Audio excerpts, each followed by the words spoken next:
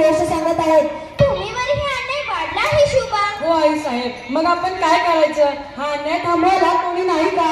आहे ना, तू आहेस. तू या मातृभूमीचा रक्षक होशील, स्वराज्य स्थापन करशील. हो आई साहेब, मी शपथ घेतो स्वराज्य स्थापेन आणि रयतेचे रक्षण करेन. माझ्या शुभाला भवानी मातेचे आशीर्वाद सदैव राहतील.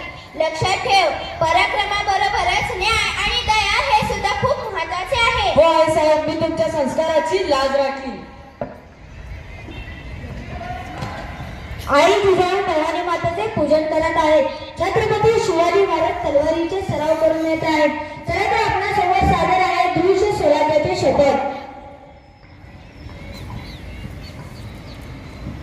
आई साहेब, आज तलवारीचा सराव केला, पण मनात एक प्रश्न आहे. विचार माझे शुभा, काय प्रश्न आहे? आपल्या देशावर परकीयांचे राज्य का आहे? आपल्या लोकांना एवढं दुःख का सहन करावे लागते? कारण अन्यायाविरुद्ध उभं राहण्याची हिंमत कमी पडली. पण आता वेळ बदलणार आहे. कोण बदलणार ही वेळ?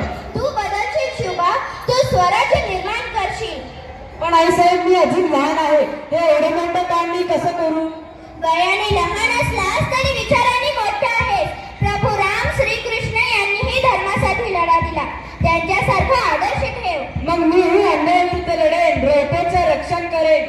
लक्षात ठेव, शौर्याबरोबरच न्याय, दया आणि सत्य हे खूप महत्त्वाचे आहे. हो आई साहेब, मी शपथ घेतो या मातृभूमीवर स्वराज्य स्थापेन.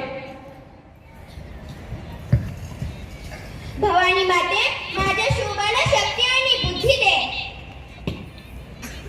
हो आई साहेब. हो आई साहेब, तुमच्या संस्कारावर माझा विश्वास आहे. मी कधी अन्यायाला झुकणार नाही. माझा आशीर्वाद सदैव तुझ्यासोबत आहेतच. जिजाऊंच्या संस्कारातून स्वराज्याची वीज रुजली आणि पुढे